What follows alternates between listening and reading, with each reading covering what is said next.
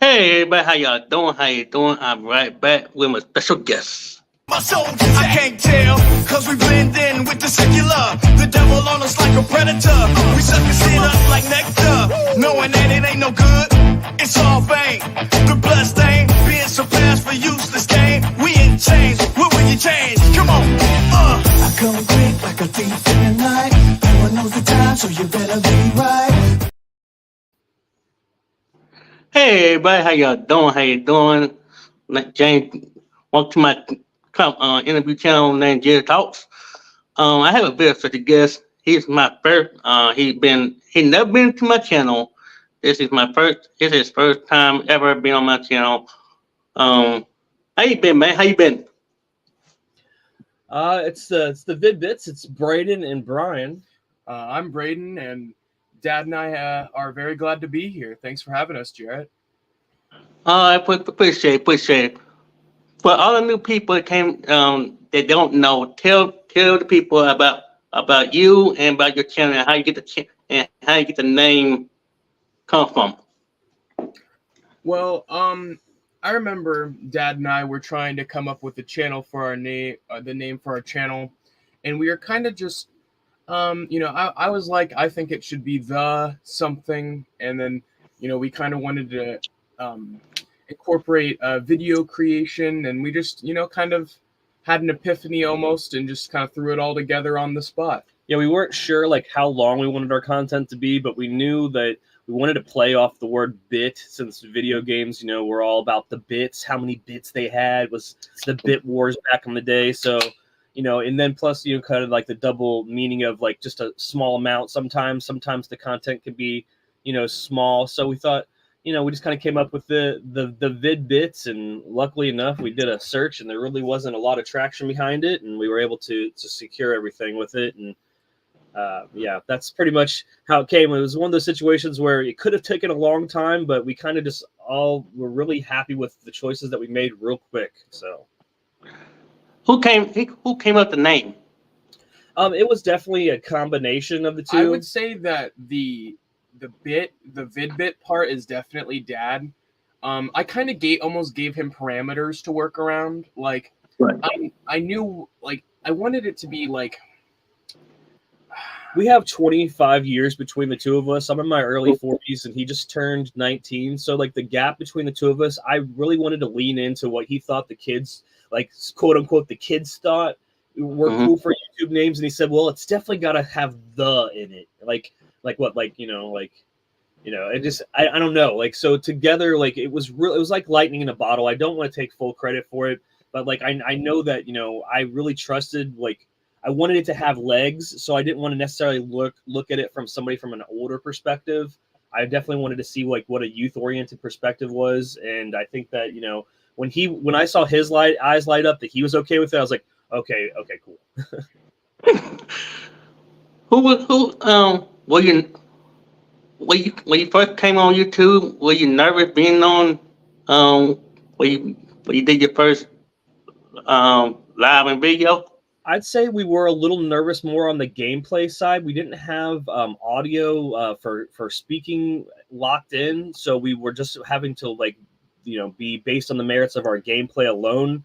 So I'd say we were not as nervous as we would have been had we been speaking through it as well. We knew that we just had to execute really good gameplay, and me and Bray have been doing that for years. So for that aspect, not as much as we would have been if we would have been live on mic as well. But since we were just having to go on the merits of our gameplay alone, it was a little bit more comfortable than I think we would have been. Wouldn't you agree, Bray? yeah, I agree. That's actually what I was where I was gonna go with that. Just because it's a lot easier to kind of just put videos up there when it's just you playing versus you. I feel like when you have your voice in a video, you're a little bit more specific. Well, whose idea was pick up the games and play it on did y'all play it first, or just go live and you've been doing going live and At first, we tried to do long-form content a lot. We wanted to just take a game, rip it down, and do it episodically. And we found that when we did that, and it was also during the time when we didn't have any microphone, We found that when we did that, even though if it was a game that had just come out, it was 50-50 whether or not it had a lot of traction. And I really think that everything stepped up for us when we went into streaming because, I'm not saying that canned scripts aren't good in certain situations, but just like the combination of the elements of having to be able to actuate really good gameplay, but then also try to be thorough in the explanation was a lot more of a challenge to us. And I feel like the traction really started to pick up once we went to live streaming versus trying to strictly lead into long form content. Not that there's anything wrong with that, and definitely not that we wouldn't want to get back to that if it made sense, but just the ability to on the fly adapt to the situation that you're actuating and then not have that second take. There's something about that I think that we thought was things were firing a lot more on all cylinders when we started leading more into that. Well, I was asking Beer this same question. He's a gamer also. Check him out. What was do you remember your first game that you played where you went live? Do you know your first video or live that you done on? Sorry, I didn't mean to cut you off. I think I might have to check that. I definitely remember the first time we went live was a series we had created called Game a Day May, and it's just essentially like the first season we actually beat a different game every day, and then the second season we just played a different game every day, which just because we realized after the first May that it was going to be a little hard to be able to consistently beat a game every day for a month.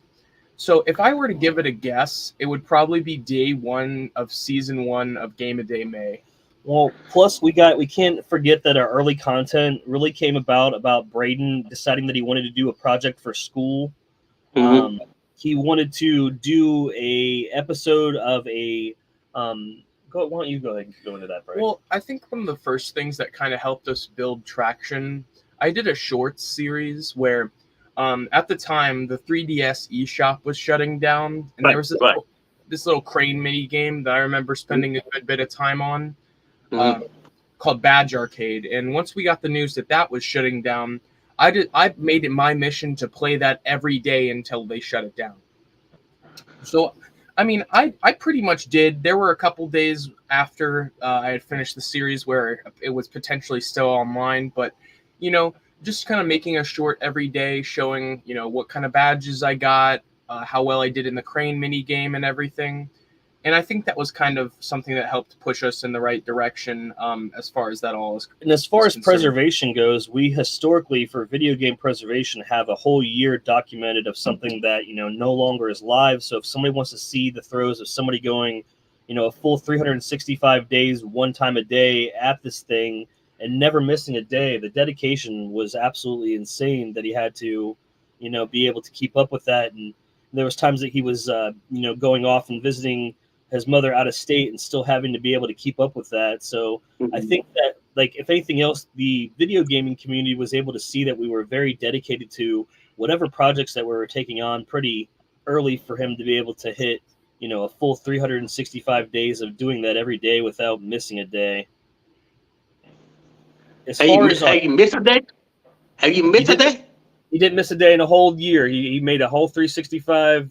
So if you go on the channel, you can see it every day for a whole year. But as far as like the very first thing that we did 2 years, it was a little bit over 29 months ago. We did Teenage Mutant Ninja Turtles Shredder's Revenge. The day it came out, we did a full playthrough of every episode, every level of that. Every game.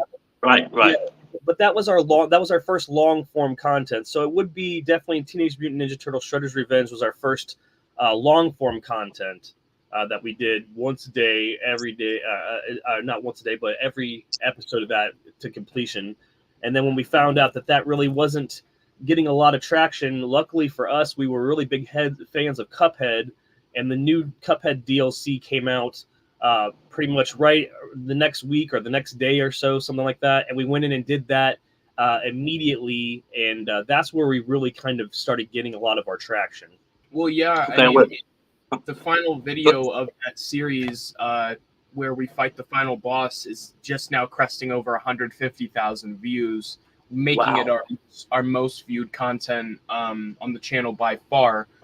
And it's kind of cool to just see month over month how that, increases in viewership. And I don't know. I think it's given us that episode has almost given us a platform and an opportunity to make content within itself. I feel like a lot of people kind of came on for the early stuff, and then they were able to see how the quality of our content improved over time with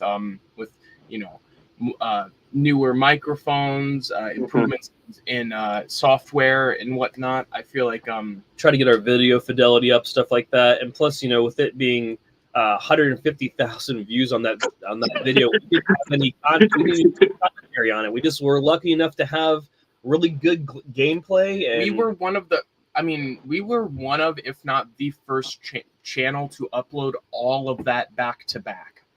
Every single every stage, every boss, we posted all of that day of.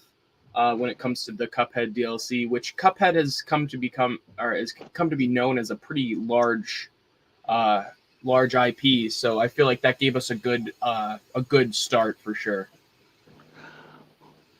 Okay, for both of y'all, what's the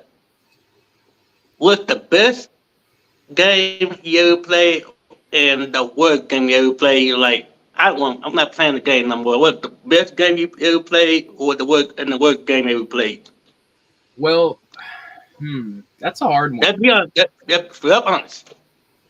Honestly, to me, and it's really gonna just probably be such a canned answer, but I know for a fact, for me personally, and it's not going to make a lot of sense because it's something I haven't done for the channel. But for me, the best game I've ever played is called Final Fantasy VI. It's a role-playing game by Square Enix.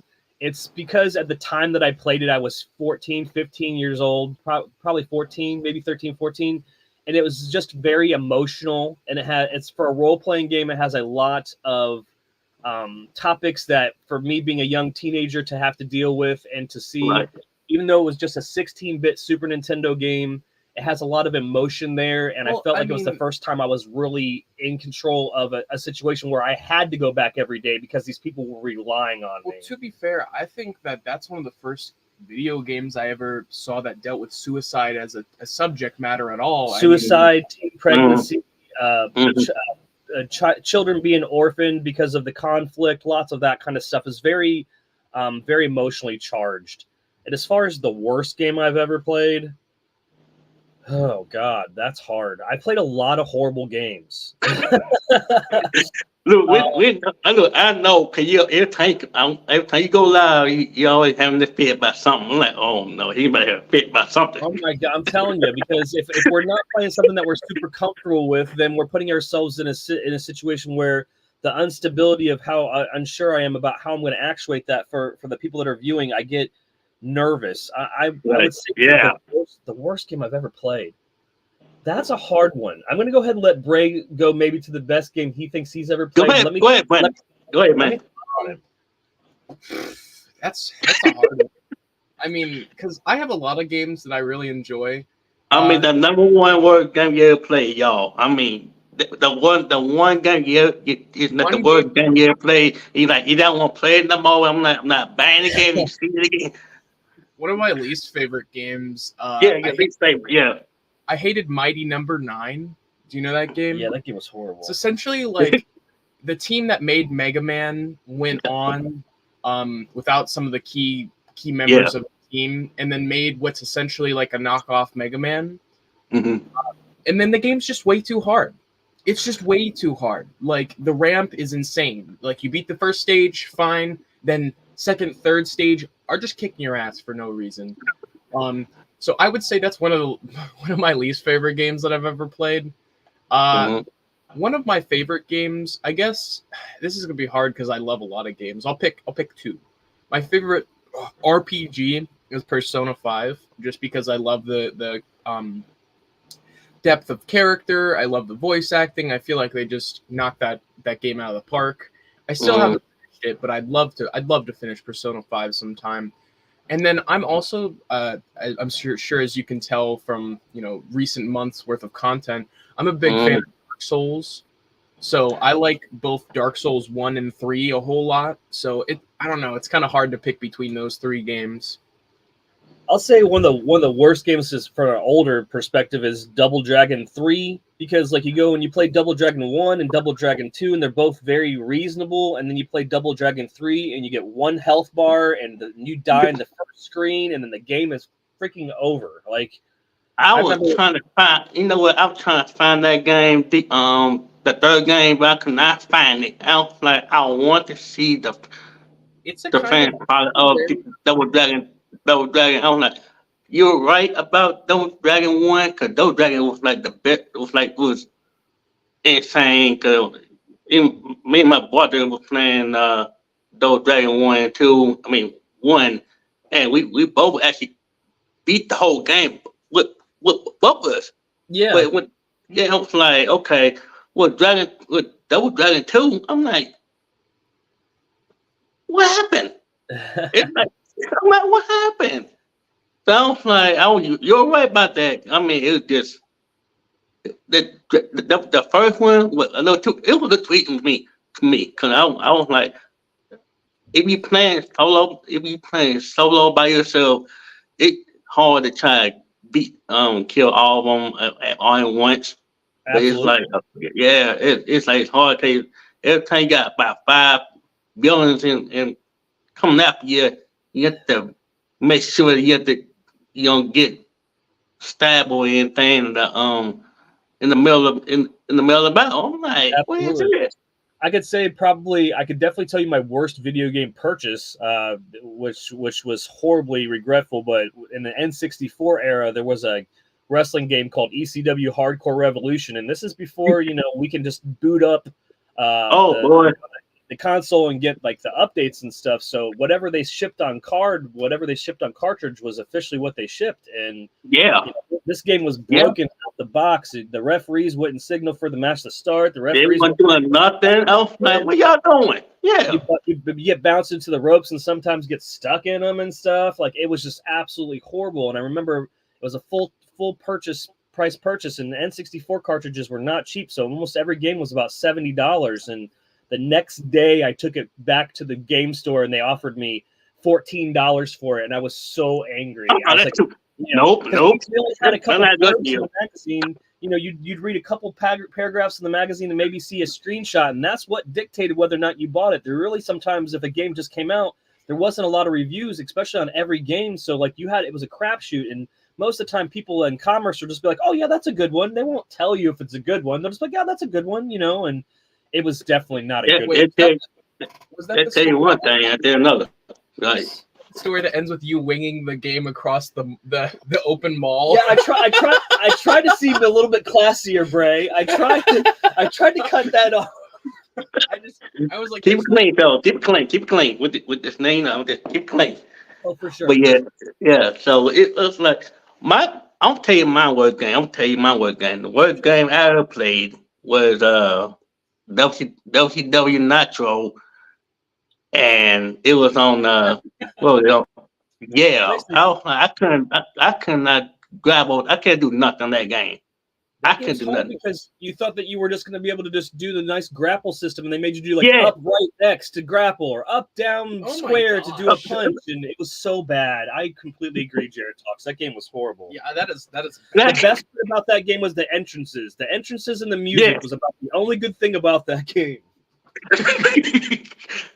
I was watching the video,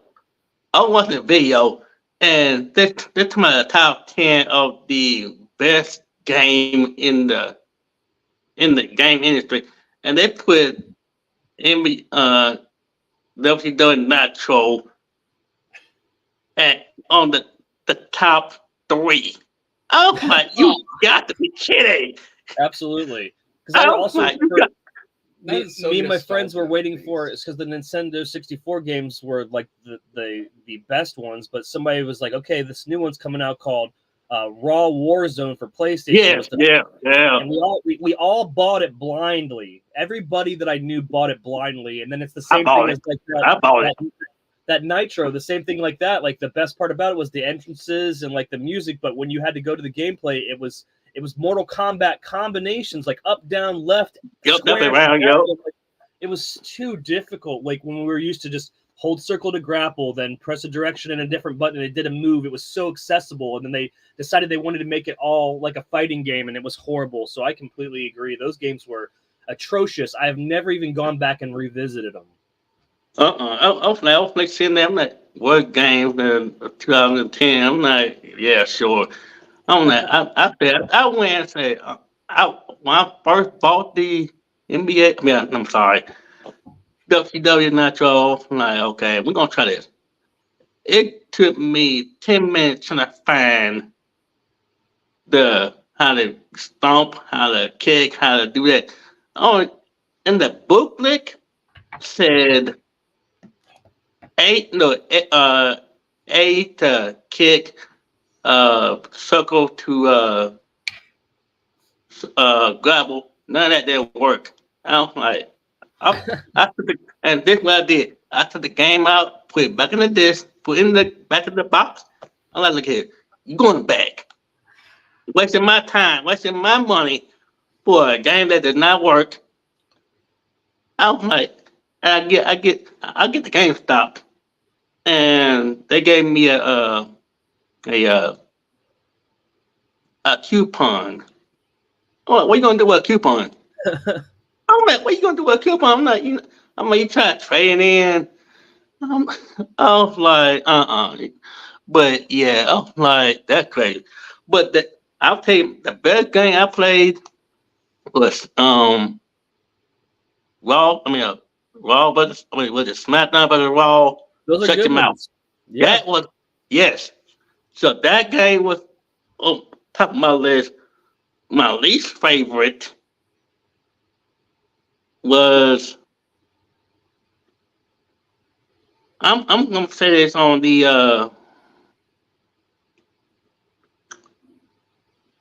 not the 10 no, PlayStation 1 was I'm not saying I'm this is my honesty. Mortal Kombat and Mortal Kombat and what was it? DC the Marvel game, that one that said DC versus X-Men, whatever that game is. Okay. Yeah, so it was like SmackDown versus Raw was my favorite, and then DC the Marvel game was like my least favorite, because I was like Killer Instinct was my second favorite. That's a good one. Because my buddy beat me in that game. That's a lot, but the thing is, DC Universe, is that the game you're talking about? What's the game? What's the name of the game? Mortal Kombat versus DC Universe. That's it. Yeah, that's it. Yeah, that's it. Yeah, that. I had to play with Batman and Superman. I'm like, every time I get to the with Ray and those people, I'm like, oh my goodness, it's not gonna do it. Well, But yeah, you can definitely blame the guys at Midway when they want to make those games. They make it so like the first and second fights are a little bit reasonable, and then it just goes completely off the rails. Yeah, literally, there's no rails. The third opponent. The third opponent will always kill you. Like, it's like they even made their home console games to be as hard as their arcade games, and there was no reason to do that because they already had our money. what was the first game on the? Do you ever both on Atari? Oh yeah. What was the first game you played on Atari? Probably Adventure. I would probably say Adventure. And if you look at if you look at the Legend of Zelda on each console from Atari to now, what was the first game you ever played on each console? The very first console from each decade. What's the game where there's the four things in the corners and your Warlords? Yeah, Warlords was my first Atari game, or maybe Asteroids. My first NES game was probably one of Mario 1 through 3, one of those. Yeah, yeah. Yeah, my first NES game was definitely Mario 1. Just at a friend's house, or at my mom's friend's house. Their kids had a lot of really. I mean, I didn't have the Nintendo then. It was like 1987, and they already had the Nintendo tapes. And I remember playing Mario 1, and I remember when I got to 1-4, just how slowly I crept through it, because it was not the same as, like, you play 1-1, 1-2, 1-3, and it's all these colorful. The next thing you know, it's got you plunged into a castle, and there's lava on the ground, and there's fire everywhere. And I remember just crawling through it. I was doing the same thing on 1.4. I'm like, so you get the castle, it's like you have to be careful with the fireball and all that other stuff. I'm like, oh yeah. For Super Nintendo, it was definitely Mario World. My buddy called me up. Yeah. His parents let him rent the Super Nintendo from Blockbuster Video, and he had it early, and he's like, you got to come over here and play Super Mario World. And I remember just running over there, and I think I played A Link to the Past before Mario. That's World. a really good first one. That's a real good game. Yeah, I think me and you, I remember one time we had it as like our mission to, before I went to school each day, we would play a mission, like play a section of A Link to the Past, and like get whether that be one of the crystals or one of the maidens or whatever, just get one of those per session. Link to the Past is one of my all-time favorite games, so that's a really good one. I think it might be my favorite Zelda game. It's just so easy to pick that game up and not to have to worry about what to do. And you can sequence break it. You don't have to do it. It has cool speedrun glitches. For Nintendo 64, it was definitely Mario 64. I mean, because there was only 2 games available. It was Mario 64 or Pilot Wings. So yeah, I will stop you on the look. Hey, fellas, I will stop you out there. The very first game on that 64 was James Bond for me. Oh, that was that's the first a good game. one. That's a James great one. Bond 007 was the first game I ever played. I was like, yeah. The amount of time that we spent for that, the amount of time that we spent on 007 and Mario Kart and Star Fox 64 on a big TV split screen 4-player. Yeah. So much time, and it's just so funny because like we were blessed enough that somebody that we were living with had a bigger TV for us to play on, and they were probably pretty mad that we were always on it.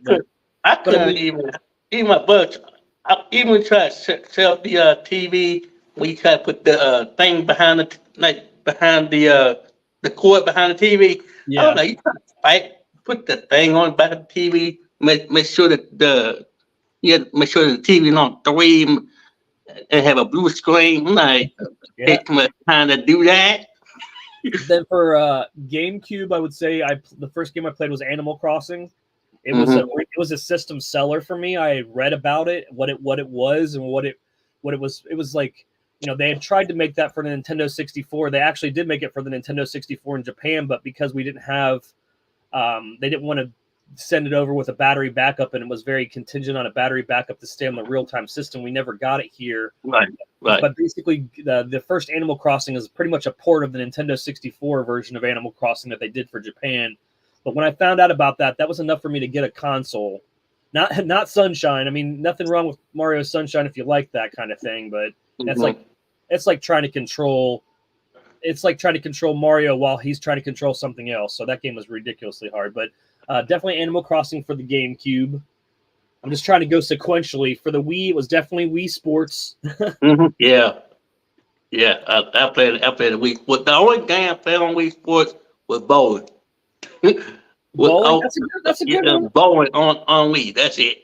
That got people's grandmas and grandpas and parents into gaming. You got to figure like that Wii bowling got people that never thought that they would pick up a video game controller to actually feel like they could play games. To me, my brother had a Wii, and he said, I got a Wii. I'm like, okay, I can come over there and see what you got. He had every game that he mentioned. There's like the Mario games. He had the bowling. He had tennis. He had the basketball. The basketball game, which is difficult for me to do it because you have to use two. You have to use 2 of the things. You got to like shoot the ball and stuff. But the only thing I played on the Wii, on the Wii was bowling because it is me to just roll it and trying to aim it down the middle of the stuff. And I mean, I kind of good with that, but since he went from the league, like we had growing up, we had the Atari, then we had the Super Nintendo, the Nintendo. I'm sorry, then the Super Nintendo, then he had the he had the Game Boy, the Game Boy Advance. Yeah. I didn't have it, and then it was the Nintendo 64, then PlayStation 1, 2, and 3. And now one of my good friends gave me the 4. She got the 5. For some reason, my brother wanted me to play the Xbox, which is I don't have small hands. He wanted me to play the Xbox to play Halo. Like, I'm not doing no Halo or Call of Duty or anything. The only game I bought from Xbox that for me was NBA 2K15. I beat the whole game. He bought for my birthday. I ain't played the Xbox since. I'm a PlayStation guy. I'm trying to get new games for it, but like I said, I'm blessed what I got. So for the N64, I had WrestleMania 2000. I had Going 9. I had WrestleMania 2000. WrestleMania 2000. Cool in the World. That's a good one. Top Gear 2. I had No Mercy. No Mercy was a good game, but it was typical. It was hard. I mean, it was hard. WWE No Mercy.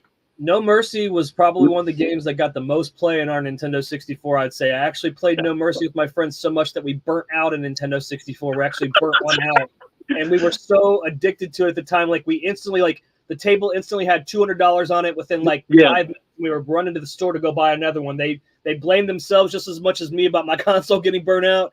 I crap you not, Jarrett. Like, everybody put money together and we ran to the store and bought another one because, we had to be on that No Mercy every day. So, we were using Game Sharks to make a bunch of stuff that wasn't in the game, outfits for characters that couldn't have them. Like, we had mods where you could push a button and a ladder would appear in the middle of the ring, so you could do ladder matches whenever you wanted to. I loved that game. It was very in depth. It had a lot of depth to it. And one of the coolest things was if you changed the appearance of the characters that were in game, which you could modify any of the characters that you wanted that were existing in game.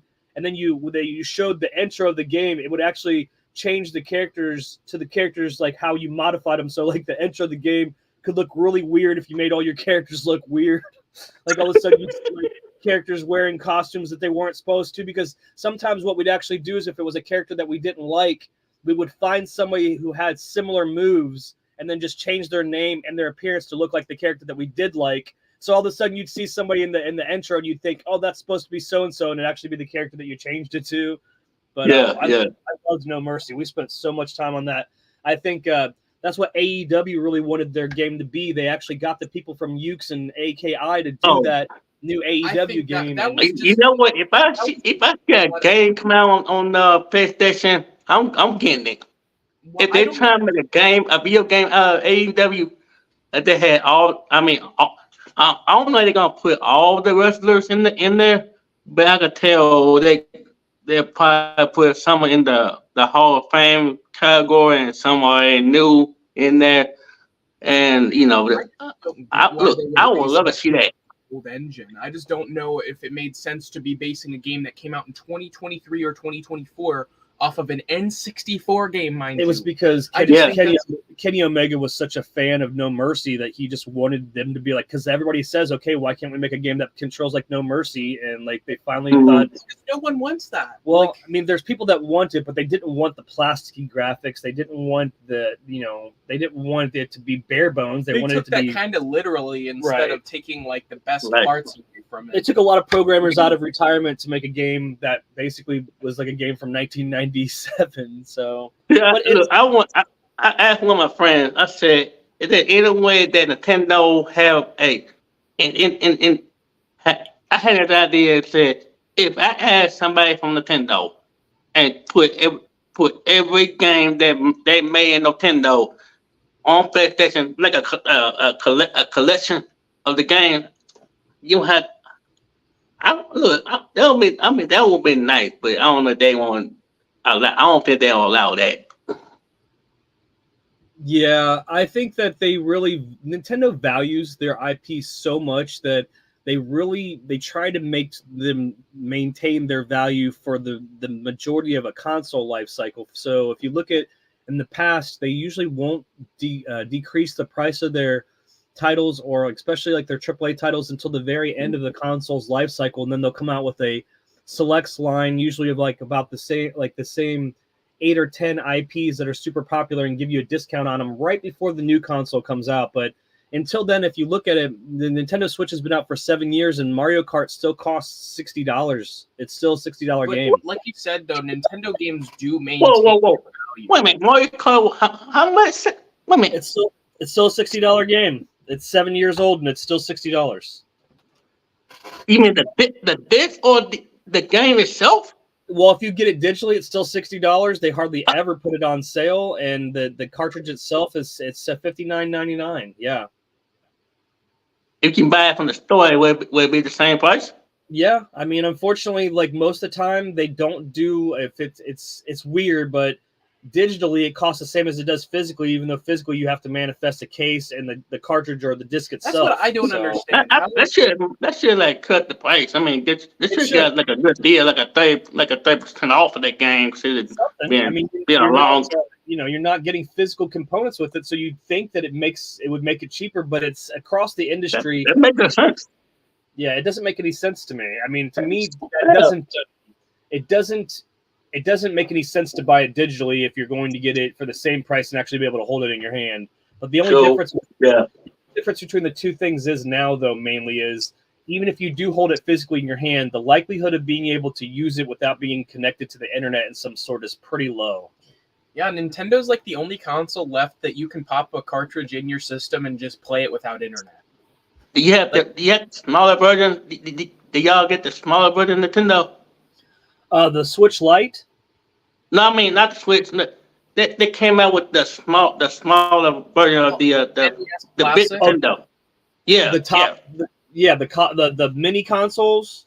Yeah, we have one of those. Yeah, they're fun. They're great. It's nice to be able to play. I mean, we have a retro USB Nintendo AVS, which basically allows us to play our games in HD. But until before that, the Mini was one of the best ways for people to be able to play their games on a modern TV and be able to see them in crisp clarity. The one thing I'll say is you cannot beat Punch-Out on it. No, you can't. Oh, just about that question. They don't have Punch-Out? They do. Yeah, they have the Mr. Dream version of Punch-Out. They put Punch-Out on there. They didn't put the one with Mike Tyson, but they put Punch-Out on there. But with the latency between the inputs and you actually depressing the buttons, it's really hard to calibrate your brain to be able to handle that lag. So it's about impossible to beat Punch-Out on modern TVs. You almost have to have a classic TV with that good old CRT filter on it where it's fuzzy and all that. There's just something about that makes it so that there isn't the latency or the lag in between when you push the button and you actually, make the movement on the screen. So I've yet to beat Punch-Out on a modern TV. I was asking one of the other gamers. He had the game Punch-Out, but I was asking that why they had Mike Tyson on the original Punch-Out, and they said they had the dream of the other one. And why what it really was that they had a licensing agreement to use Mike Tyson for the beginning. So they came out with the game in Japan. It actually ends with Bald Bull as the last fighter in Japan. And then they saw that Mike Tyson was about to win the heavyweight championship, and somebody from Nintendo was really keen on him and said, "Hey, can we get that guy?" And so they got him for a licensing agreement, for a 2-year licensing agreement. And a lot of people thought that the reason why they didn't re-up the licensing agreement was because Mr. Tyson was going through some legal trouble at the time, but really they just let it run out. And unfortunately for Tyson, he was fighting Buster Douglas, and he actually lost a match. And so they looked at Tyson as an entity and they thought, well, he did just lose, and they weren't sure whether or not they wanted to renegotiate the licensing agreement, so they actually let it go, and then they wanted to make sure that the game was still out there, so they just reskinned Mike Tyson as Mr. Dream. To be fair, Buster Douglas told his mama, who then passed away, that he was gonna beat Mike Tyson. So if you promise your mom and her dying wishes that you're gonna beat Mike Tyson, you're gonna summon up the strength to knock his ass out. Tyson actually knocked him down, and he had him down to like an 8, and then the guy got back up and ended up beating him, being one of the first people to really do damage to Tyson. So to the head of Nintendo, they looked at that interaction like, oh, maybe we don't want Mike Tyson to be the head of the game anymore, so that they just reskinned him to be Mr. Dream, which he's generic as hell. Like Mr. Dream has who is the real person of the Dream? It's just they had to make up a character. It's just a made up a character, and they're like, okay. They literally whitewashed Mike Tyson. I mean, they couldn't have whitewashed him anymore because you could still see in like the mouth and the teeth and everything and the build, but they just they really just turned.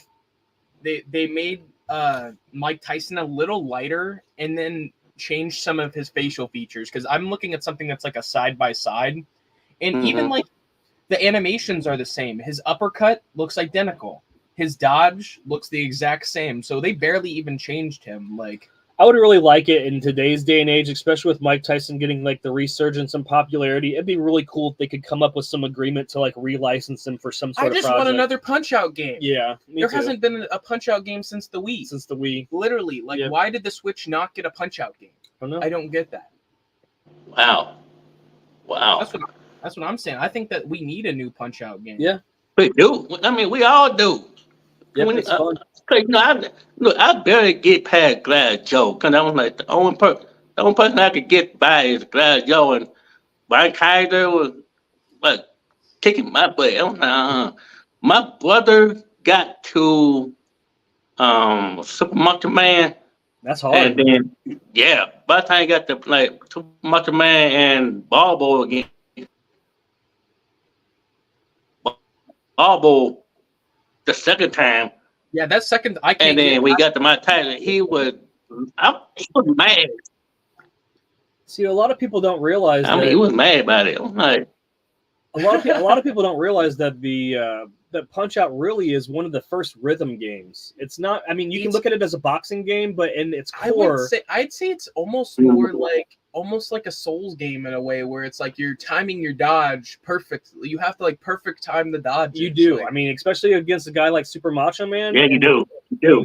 He's got one-hit knockouts. I mean, you can, if you're not looking for the cues and you're not in rhythm with the fight, you do have to get in. I guess maybe not. Like, it's like a rhythm game. You know, it's like you have to get in a good rhythm and a pattern.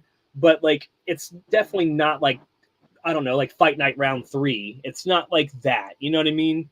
So you have to play it for what it is. But I mean, it really is a great, fun memorization rhythm pattern game that, you know, like you said, it is a little bit difficult in the beginning, but you know, it's definitely accessible where somebody can get into it in the beginning and then just be happy getting through the first circuit. And then, you know, once you master the first circuit. That's the thing, is I can get through the first circuit, no problem.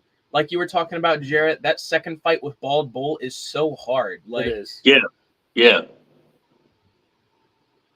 With Bald Bull, I was like, oh, he was getting to it. I was like, come on, Ken. I was like, come on. It was hard. Yeah. Like the first fight's not too bad, and then the second time you come across him, he just whoops your ass. Like, but yeah, it's like, okay.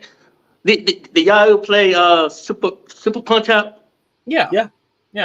We actually one of our more popular videos was they found a 2-player code 25 years later that you could play as the fighters. Like one of you can play as one of the fighters, and then one of you play as Little Mac. And like I do not understand for the life of me how that secret stayed safe for 25 years. Not one person being like, hey, did you know you could play Super Punch-Out with 2 players? Like, yeah, nobody from the team leaked it. Nobody. I know that. I know one player. Yeah, there's a secret. I know one player. On the second controller, you hold like left the L button and then you press something else, and then it literally opens to a whole separate screen where one of you gets to play as Little Mac and then the other gets to pick one of the fighters from the game. Yeah, so the person the Y'all second, ain't tell me that. That's Yeah, what I'm saying. yeah, The game, I'm like- we're talking about, like, this game would have sold 10 times more if people knew that they could fight against their friends. If they knew there was multiplayer, this game, like, I feel like Super Punch-Out would have became like a more, regular game for people to pick up. I mean, everybody loved back in the day that you could, and they didn't know this, but back in the day, if you were playing Duck Hunt, you could actually use the second controller. The second controller person could control the ducks. So it's like that. The second controller person actually gets to control the fighter, and they could make those fights a lot more sporadic. Did y'all get the floor mat where y'all have the like a track and field floor mat? Oh, Did y'all get the power pad? the floor mat and the power? Did y'all get the power glove too? I never had the Power Glove at launch. I did have one about 7 or 8 years ago. It's definitely one of those situations where there's a couple games that work well with it, but it definitely becomes more of a hindrance than a helpful thing. Weird enough, the final fight in Zelda 2? Yeah. Why? Yeah. Well, because like you can just map the to be crouching and just hit turbo, and that's that final Link fight. As long as you're in the far left of the screen and you're crouching and you're turbo stabbing, you're gonna hit him more often than he hits you. So. But yeah, I remember the Power Glove. I remember wanting one real bad and never getting one. And then I remember one, maybe a couple months later, I was walking around the neighborhood, and this kid had 2 of them laying in his grass in his backyard. And I said, "Buddy, I wanted one of those so bad." He's like, "They're horrible, dude. Me and my brother just play robots with them." I mean, their parents had to be mad because they were every bit of $80, and there was 2 of them just laying in his grass. And he's like, "Yeah, we just pretend we're robots with these things." They cut the cords off. Yeah, they cut the cords off them and everything. They just used them to walk around and pretend that they were robots. And I said, "Okay." But yeah, I'm one of those people that it would have been hard to pretend that it was good. And if I would have gotten it, my parents were definitely the parents that if I didn't pretend that I enjoyed it, I would have been like, "You're not getting another thing like that." So like, I'm kind of glad I didn't get it because, most people that I know that had it ended up using it on their wrist with using the other hand to control the buttons. So like they had it on and then they're using their off hand to try to do everything. And I think my brother. I was like, let me try it. Cause I think it was the left-handed power glove, and then I was like, let me try it. So he set me up on the right hand. He literally set me up on the right hand, so he let me do it. Since I'm actually right-handed, so basically I'm just like, I want him to set everything up for me for the power glove, and he was watching me how the work it. Actually more expensive than the right-handed. Yeah, the left-handed version is very rare. Like they did not make nearly as many left-handed ones as right-handed ones, so it would have been better if you would have actually gotten a left-handed one. You might have had a shot. I would have a shot, but like putting on my hand, Here's an interesting story about the Power Glove. The only reason why the Power Glove even exists is because the head of Mattel was a female that was in charge of the Barbie marketing. She had just been put in charge of Barbie marketing, and they showed the Power Glove and a demo to this woman, and she put it on, and she was facing Glass Joe. And if you don't punch at all on Glass Joe until about 42 seconds in and you just throw one punch, you'll knock him out. Well, she happened to be lucky enough to not get one punch to connect until that 40-second moment in the fight. She knocks him out with one punch, and she said, "Yep, we're going to do this." So had she not done that, the Power Glove may not even have existed, because what they actually had with the technology was very, very it was very one-to-one. It was very good, and they had to take a multi-$1,000 device and shrink it down into something that they were going to be able to sell for less than $100. And in the translation, I mean, because they were actually using this glove to do virtual surgeries and stuff. They were doing all kinds of stuff with this glove outside of video games. And when they took this multi-$1,000 thing and they dumbed it down to a less than $100 product, it just, I mean, It had nothing left. what were they going to be able to do with that? I mean, it was all flair and form and no But function. To be fair, if you look at the initial version of that, it's essentially like an early haptic feedback VR glove. It is. I mean, the tech in there and the money in that tech, they could not bring that. There's no way. I mean, it's like we look at modern consoles now, like the PlayStation 5. It's a $500 device, but it's got about $450 worth of parts in it. So I still can't believe that some companies sell their hardware at a complete loss to be able to, like, say for example, me and Dad were talking about the Steam Deck. The Steam Deck, when someone buys that, they automatically will use Steam to buy games going forward. So that Steam can sell that $600, $700 piece of hardware for $400 to $500 and still make money because people will only buy games off of Steam with it. You know what I mean? It's like I heard about Steam. Tell me about Steam, y'all. I heard about it. I haven't seen one. Tell me about Steam, because I was like, what is that? What is that? Somebody that has no knowledge about Steam, Bray, Steam is like the go-to marketplace for PC. So if you have a computer, you're more likely than not, unless the game has its own launcher, like Minecraft, for example, has like its own launcher. So you'd have to download the Minecraft launcher. But aside from that, pretty much every game gets sent to Steam. Steam is like PlayStation Store or Xbox Store for PC. So what I was talking about, the Steam Deck, is like almost like a Nintendo Switch, but it's definitely more beefed up in power. And it only it plays games off of Steam. So like my whole point with what I was saying is that like if you buy a Steam Deck, you're gonna become almost like a lifelong Steam, buyer, because you're gonna be only getting your games off of their store. But I think Steam is something that it'll be around in 20 years. Xbox, I don't know. At this point in the game, I don't know if in 20 years Xbox will still be hanging around. But I know PlayStation will. Be around. Yeah, PlayStation. I'm hearing about they're doing developing on PS6 right now. Oh no, we ain't got Star 5 yet. They're working on 6 now. PS5 has less than 25 games that are just for PS5. There are less than 25 games. So it's like I heard someone the other day joking about how it has the same amount as the Virtual Boy.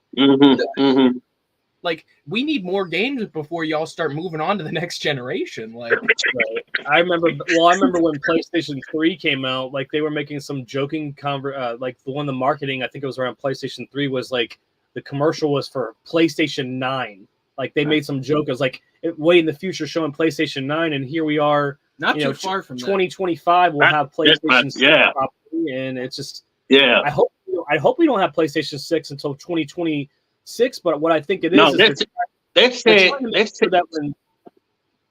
that the PS6 will come out in 2028. I hope so, because to me, Sony used to be committed to 10-year life cycles on their product. When you look at how the PlayStation 1 overlapped from the PlayStation 2, they were still supporting the PlayStation 1 into the beginning of the PlayStation 2's life. Yeah, PS1 came out in 99. PS2 came out in 2000. PS3 came out in 2008. Yeah, they started like overlapping less. And to me, one of the things I like the most about, the Nintendo consoles is when they come out with the next one, they try their best to still support the previous one. You know what I mean? Like, I think the Switch 2 will probably have a port for Switch cartridges. I have a hard time believing that it won't, because if I can't get this stuff from a virtual marketplace, then why? It's nice for me to then, in Nintendo's eyes, they'll say, okay, that not only if I support the previous hardware and the current hardware, will we get them with those vast libraries that we've been pushing on them for 7 years, will also hopefully they'll trade in their console, keep their game library, and trade in their console towards the new console, which some people do, and but then again, all I'm hoping for Nintendo's sake is that there's no confusion in the marketplace like there was when the Wii went to the Wii U, because a lot of people didn't understand what that was. That's how Xbox got themselves in the foot this generation, when the previous generation was called Xbox One. And then they come up with like the upgraded model or the discless model, which is the Xbox One S. And then Yeah. at the very end of the It's like a modem. The Xbox One S is like a modem. Like you put it on the computer, like you sign in for your protection. I'm like, what are you doing? And then another thing about the PS6, they're talking about they want to do a compatible reverse a reverse compatible again the five and four the three. I'm like, I want to see that. Hey, let me tell you how you doing. But yeah, I'm like, what? I I want to think see. I really want to see that. I really want to see that. I hope so too. what they need to do, and I mean this may be controversial, but I am as somebody that's spent a significant amount of time trying to help older people that are looking at video games and knowing that they're going to make a choice that's going to help them get a game into their grandson or granddaughter's hands. They need to, when they think about marketing these consoles, think about how the oldest people that would be purchasing them, how confused they would or would not be with the marketing. Like, if I tried to explain to my grandma the difference between an Xbox Series X and an Xbox One X, she's going to have no idea what the hell I'm talking And about. most of the time when people are confused, they will just walk away with nothing. So if they're confused, the child's going to get nothing. And if you're really trying to get that console in that grandparents' hands or that mother or father's hands that don't know, like you should be more transparent with what they're getting so that they can walk away with something. Because most of the time if people are confused and they don't find somebody that they feel is like going to be on their side as a consumer and not necessarily as a marketer, they're going to not trust them and they're going to walk away with nothing. Yeah. It's gonna be crazy. It's gonna be crazy to play it 10 years when the new console come out. Cause I was like, oh no. It just makes me sad. I know the first. I know the shit gonna come out anyway.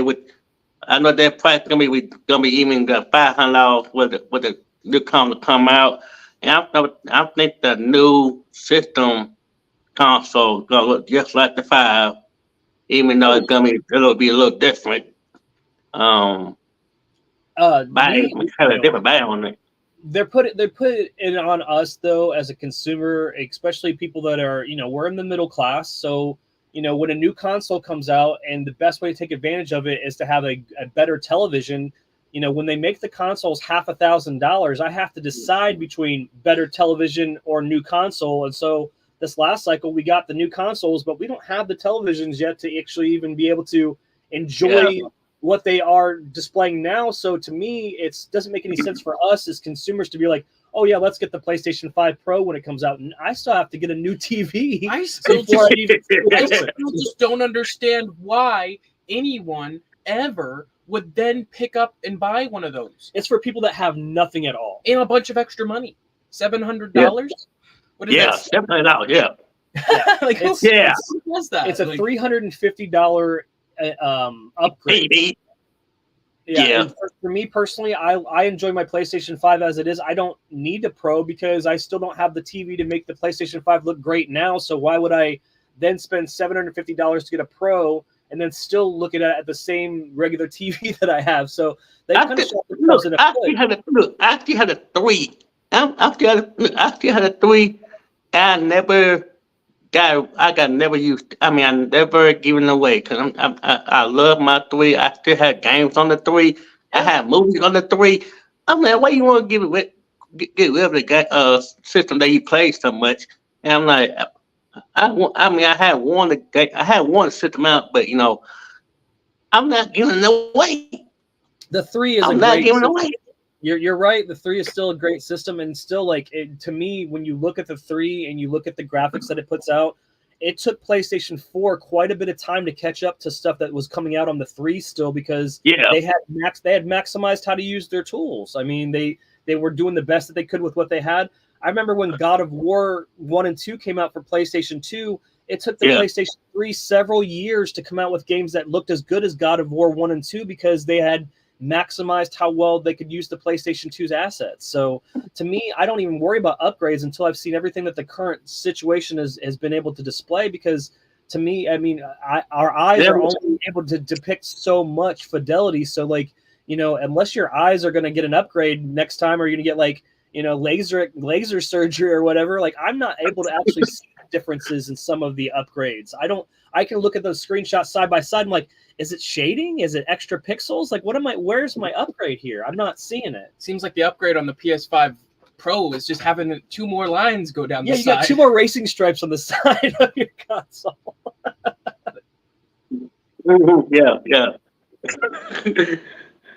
I guess It makes no sense for anyone to buy that PS5 Pro yet. Like, it doesn't really have enough, like, the PS5 itself doesn't have enough games for you to be like, yeah, let's buy the super expensive version of that. Let alone the PS6. And I think a lot of these things, ultimately, just to kind of close this up, a lot of those, I think they're trying to get people to believe that, it's all about the hype about Grand Theft Auto 6. And I think that's what it is to get people to think, if I get the new console, I'll be ready to be able to enjoy that game the best when it comes out. And you don't need a new $800 with tax console to enjoy Grand Theft Auto 6. Absolutely. You'll be able to play on the last version of the Xbox or the PlayStation 5, and it'll be just fine. Unless you're on PC, which they're just making them wait. They're making them wait multiple months just to make it so the PS5 Pro sells more. Yeah. Mm-hmm. Actually, scalpers have already bought up almost all of the disk drives and all of the stands already. Like, so now when the system comes out and people are like, okay, I want to get the extra disk drive and stand, the things that the scalpers knew they could make money on, they've already bought all of them up. So you'll be able to find a PlayStation 5 Pro probably pretty easily. Somewhere on the street somewhere. Yeah, buy some for cheaper. Yeah, Buy it from the store at the GameStop, paying for like $800. Somebody will be selling it for like $300. The disc drive is only supposed to be $80, and I guarantee you it's going to be $150 out the gate. So they're going to already then make something that's supposed to be very hard to afford, almost $1,000 to complete off the rip, just because scalpers we're not going to be able to buy up the PlayStation 5 Pros immediately because they're not out. But because Sony made the mistake of making it so you could already pre-order the disc drives and the stands, which you need separately, they're already sold out. So something that's not even going to be out till next year, the 2 of the 3 things that you need for it are already sold out. So, I mean, to me, it's in this day and age, I think that Sony should make contracts where I can get a hold of them from my home, have a console purchased from my home and sent to my home. I know that it really cuts out the middleman, but when the middleman has to do all these things to jump through hoops to get you to be able to buy the things fairly, like say you went through GameStop to buy a PlayStation Pro, you actually have to be a Pro member to buy one so that they try to curb scalping where it's only 1-to-1. Those people don't care. So somebody can't just come. They don't care. They're going to get their grandmama to go in there. Anyway. Get their auntie to go buy them another PS5 so they can sell it. Like, that's true. It's true. They don't care. They want that money. And another question for y'all. You ever get an email from Sony that you've been invited to their No? No invites from Sony yet. And I was the #1 PlayStation player in the world for Pac-Man for that entire first season, and I did not get it. I know I played it on PlayStation, and I didn't get any type of anything from Sony. So Sony. You didn't get You didn't even get. They were gonna give you whatever bonus, like unlockable. You didn't even get that. Yeah. It shows how little they gave. I'm ashamed. I got an email from them telling me I will pay your hotel and I'm flying you out to the LA for the thing, the EA thing, and I'm not coming out. I'm not coming all the way to Georgia to LA to see the new system that's coming out. I'm not. Not a my dime. Not yeah. Now, Jarrett, if they were to give you the tickets, then you know what I mean. That's a different story. You know what I mean? They through email. Yeah, send us. I'm there. Who's gonna take me? Yeah, I'm there if they want to pay me. But like, if they want me, like, okay, me and Braden are on press for Bandai Namco Entertainment Incorporated, so we can go to a press event. That's the only thing I gained from the Pac-Man stuff is we got notoriety enough to be considered press for Bandai Namco Entertainment of America, but like literally we're not going to fly out on our own dime to any of those things. Like, you know what I mean? Like we're still such a fledgling channel that everything that we get in is trying to go back into production value and all this other stuff. Yeah. So yeah, I would love to be able to represent a smaller channel at one of those events and stuff. But unless That's something true. comes regionally close to us, it's like for the little people like us, it doesn't make any sense when it's going to cost hundreds of dollars to fly. You have to take time off of work and all this other stuff. Oh yeah, but we'll give you the invite. Like, what am I going to get? Like a little goodie bag with like a keychain and a lanyard. I'm Yeah, I don't think the same thing. Then we gonna give us little cheap stuff that never work. I'm like, that ain't gonna work. I'm still wanting to get stuff like a box from like USA when SmackDown just was switched to USA again. I've seen people get those little press boxes. I'm still wanting to get something like that. I still want those. The sweet six. Yeah, I want that. But I have been to a wrestling match. I have not been to a wrestling match. Jesus Christ. I haven't been to a wrestling match since, my goodness, 2002? Want to say that? Jarrett, I was born. Jarrett, you got to try to get out there to a wrestling match because this is John Cena's retirement tour this last year. So I heard. Look, I heard coming to Atlanta. I heard. Then, oh shoot! Don't think it's gonna be stuff like by the time I get it. Cause you know what? But both of my brothers are working. I have no way to get there. I would love to get good seats to see that. Yeah. But I'm gonna have to watch it on TV because it's cheaper. Watching on TV being get stumped over by other people with, I'm like, I would definitely watch it. Yeah. I'll definitely watch it. I'll definitely watch it on TV more than getting run over by people leaving out of the place. That was the worst I part. would love to see that. AEW match we saw, people were like, someone had pulled the fire alarm, so we're literally all waiting in the parking garage to get out because someone pulled the fire alarm On the way out, yeah. That's a good point. That's what they're doing. They're doing point. They just make sure that somebody want to think it's funny because it's not. Pulling a fire alarm with people, they think it's funny for them, for him or her, and think it's funny, but it's not.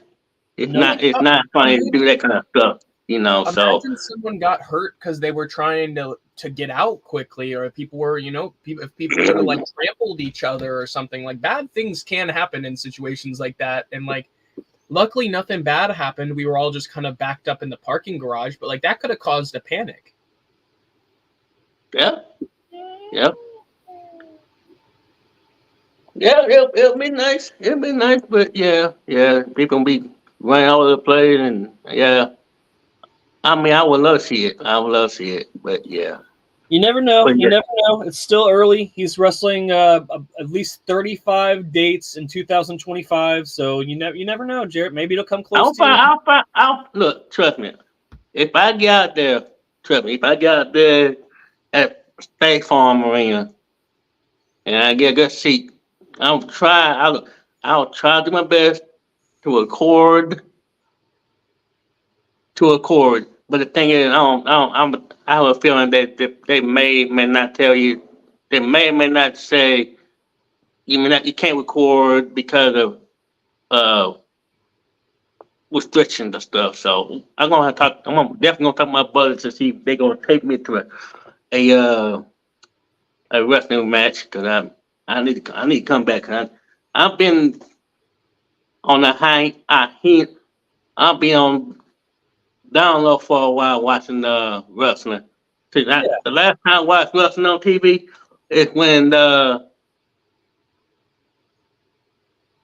last one I watched was when Taker lost to Brock Lesnar, and no, I'm sorry, not Lesnar. I'm sorry, Roman Reigns, and it's told him that this is his yard. I'm like, yeah. So I hadn't watched wrestling since then. I mean, I'm trying to get back watching it, but I need to get back to it. You got to help me out. You got to help me because it's been a long time since I've seen one. In 2024, wrestling is hotter than it's ever been. The people that are doing it and professionally have so many options as far as like places to work and money to make. So it's definitely not going anywhere. So what you think about Raw going to Netflix next year.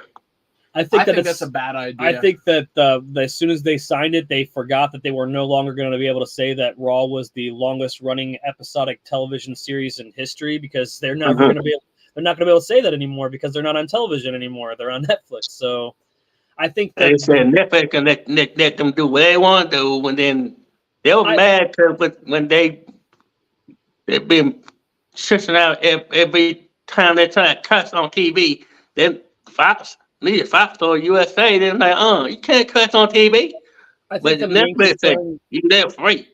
The main concern I have about the whole thing is, though, that when they take and they transfer over all the tape library from Peacock, they're going to delete a bunch of stuff, and the only people are going to know is the people that know what they all have on Peacock now versus what they have when they switch to Netflix. There'll be a lot of censorship. There'll be a lot of removing of stuff that has to do with Vince McMahon. That's exactly what I was going to say. Is they're going to take a bunch of Vince stuff out. I even think that they're gonna go back and like cut out stuff. Oh, they're gonna edit a lot of stuff. Like some of the more controversial figures in wrestling, I think they're just gonna be completely wiped from history. Like, well, I mean, they already have it like with Chris Benoit stuff that they don't show. They don't show his face. If a commentator says something positive about Chris Benoit, they cut that. Anytime that a commentator said something about how good of a wrestler he was, you'll just hear silence because they cut that. And that's to be understood. I mean, not to get into that whole thing, but it's understandable. I mean, Chris Benoit ended up killing his wife and his child and then killing himself. So they don't want anything favorable to be like linked to that person. And so like they've already done a lot of that now. So I'm assuming that there'll be a lot more of that. I was going to say how they going to induct him in the Hall of Fame, which is they keep talking about every time somebody passed away, they go erase history of the person. I'm like, that's not right. Well, unfortunately, his son, even David Benoit, looks so much like him, and he wanted to pursue a career in wrestling, and nobody will touch it because he looks like his dad. Like he unfortunately won't even get a job in wrestling. Is that his fault? No, it's definitely really. Yeah, you can't help who you look like. You can't help who your parents are, but. Yeah, so I think that's my main thing is that they're gonna like. There's some fun stuff on the network. Like there's a show called the Edge and Christian Show, and they both work for AEW now. So I don't believe that they're gonna bring that back. They probably will just not upload that. Camp WWE is like an animated show that they did. That's kind of like an M-rated show, but it like makes Mr. McMahon look like a fun kind of character. And because Mr.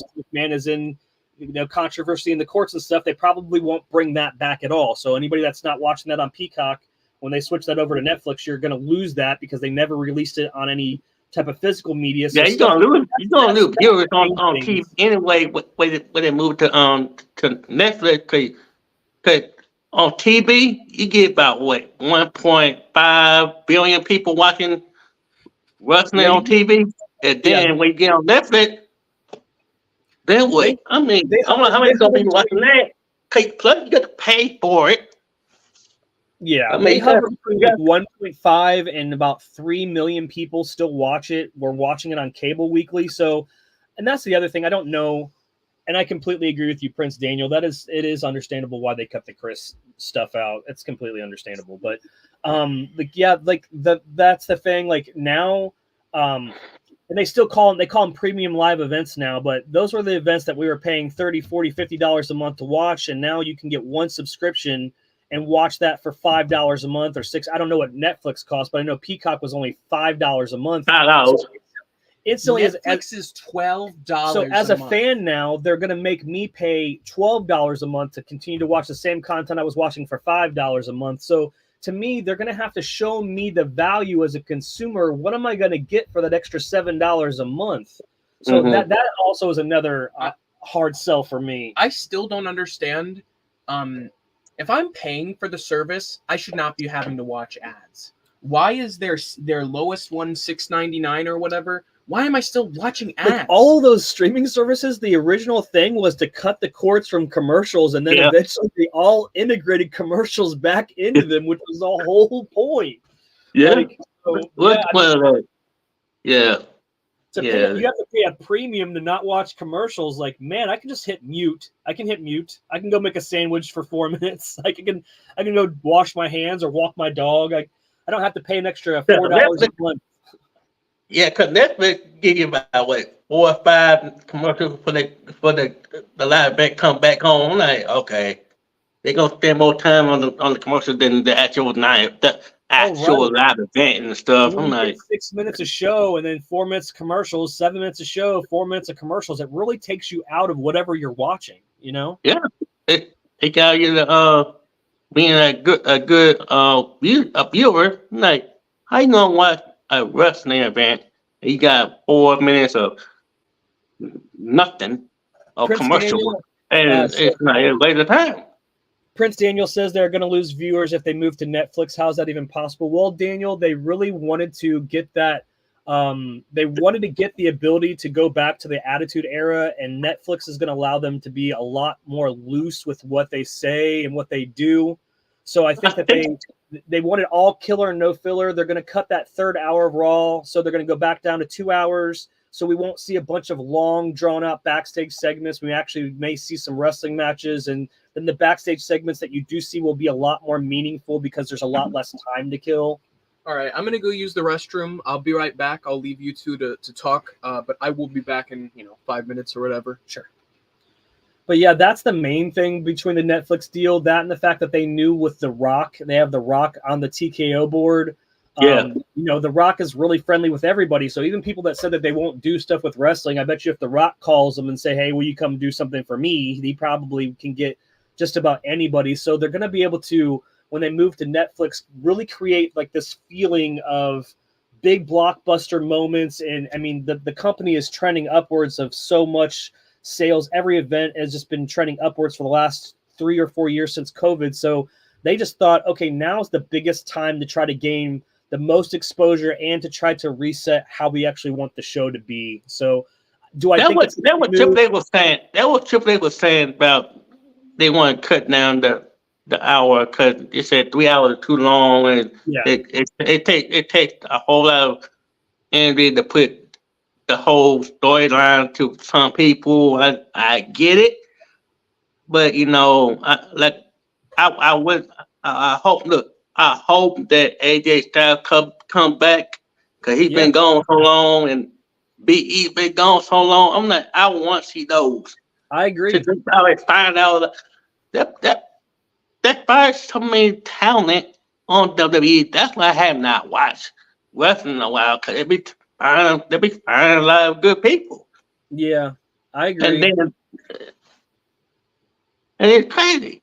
I mean, the thing is, they have so many people, and they only have so many hours of television. So their thing is, we don't have enough hours of television. So there's going to be some people that are worried that they're going to cut that hour off of Raw. But to me, I don't like if they're just filler. There shouldn't be any filler. All killer, no filler. You know what I mean? Right. As far as Big E goes, he's just trying to get healthy. He still has that neck injury that he still works for them.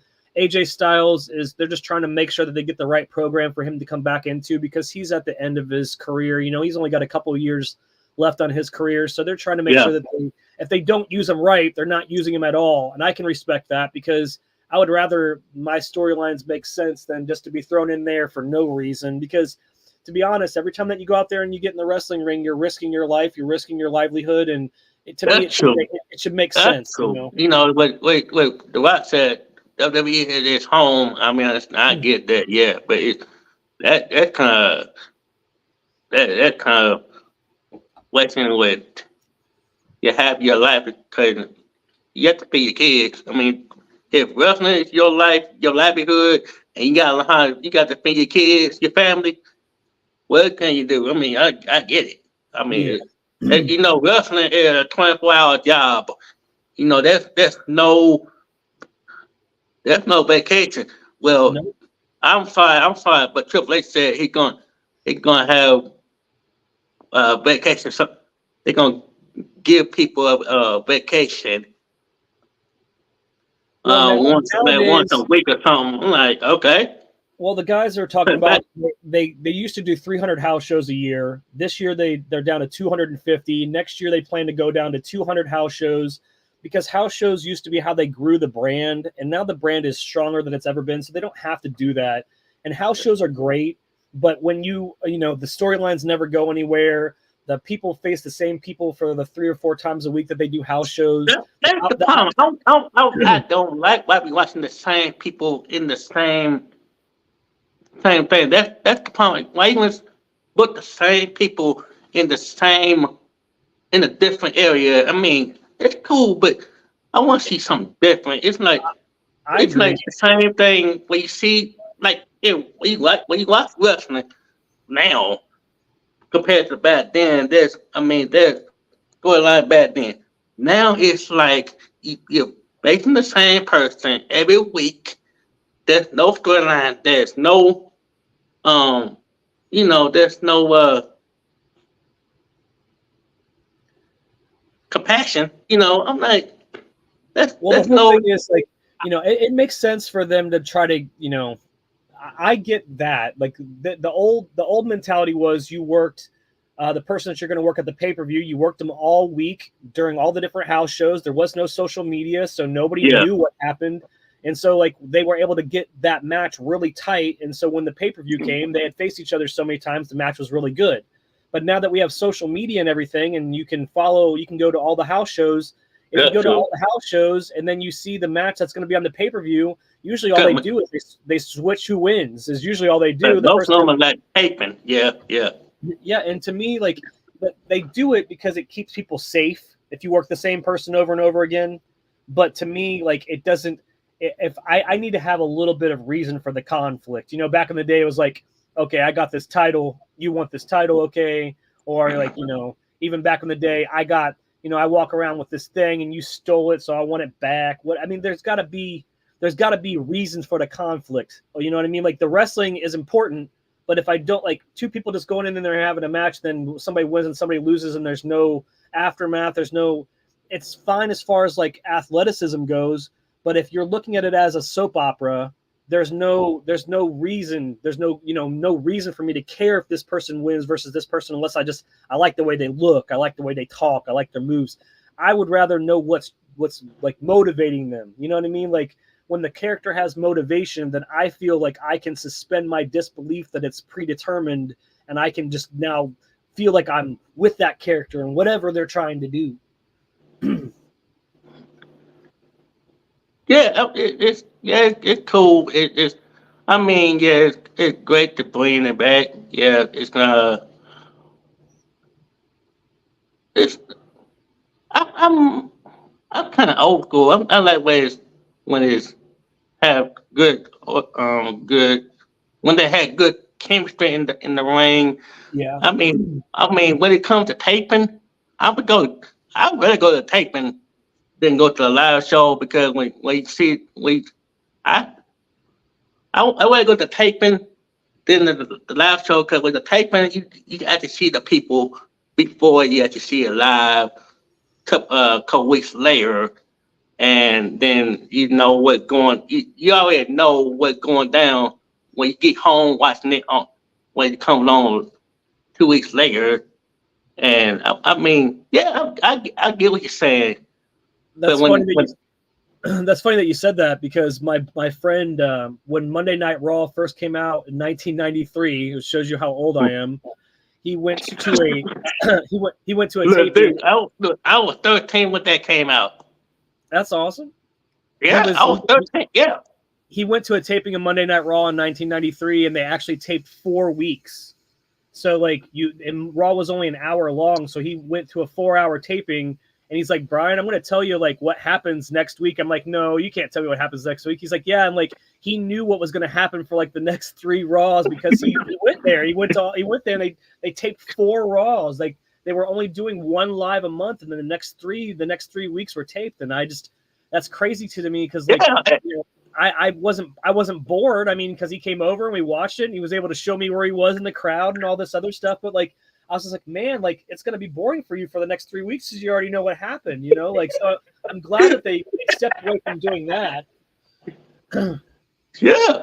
I remember what you said. Like 1912 or 13. That was actually when the time when wrestling. When no, I'm sorry, wrestling was at the Dome at that time, 93, when it was all good.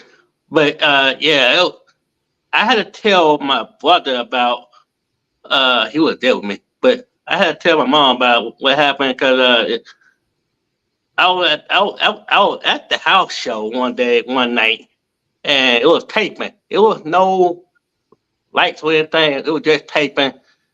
And then until I came home, told my mom about what happened. I was like, oh, that what happened? Like, yeah. They gonna show it. They gonna show it again on TV and on USA at the time. I was like, yeah.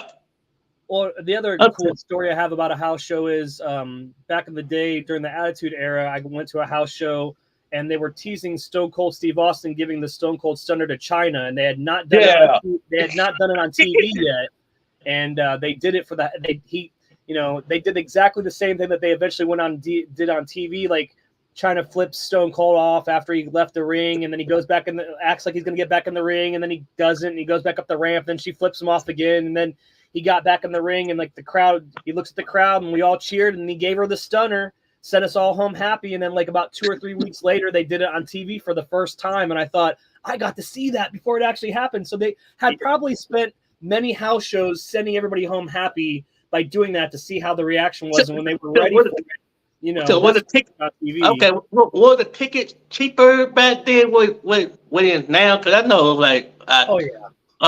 yeah. Cause I know about $10. 25 bucks, I believe, back in the late 90s, early 2000s, and that would get you in the nosebleeds. I mean, I never went to a house show and got anything better than the nosebleeds. I just wanted to be there. You know, it was just about being there, hearing people's music, Seen that experience, yeah. Yeah. I used binoculars when we went to AEW. Man, you know what? I went to the Raw show. Check this out. I went to the Raw show. It was a 9 o'clock. It was an 8 o'clock start time. Okay, the show went well, and then all of a sudden I felt Undertaker's theme song came up, and it was so. I was like, why is it so cold in here? I was like, why is it so cold in here? Undertaker music came up, and it got bold chilling in the arena. Oh my! No wonder it was cold in here. That's awesome. I was like, oh, it's so cold. I had short sleeves on. It was so cold in there. I'm like, oh, no wonder it was cold in there because Taker's music came on. Everything turned purple. I'm like, that's awesome. That's really good memories, man. That's really cool. I was like, what the heck happened? I'm like, everything got cold, it got dark in here. I'm like, who turns lights? Cause I was about to leave. I was about to run out of the arena. I'm not coming back. Yeah, that's the reason why. That's the reason why, right there.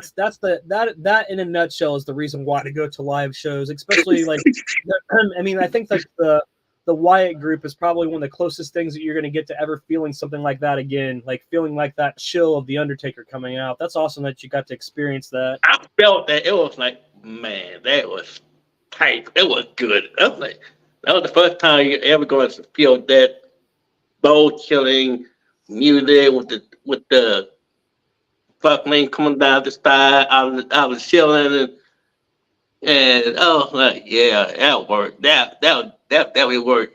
I thought it was gonna be raining in the arena. I thought it was raining. Oh no, it's not raining.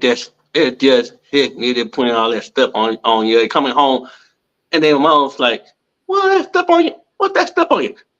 It's glitter. It's just glitter.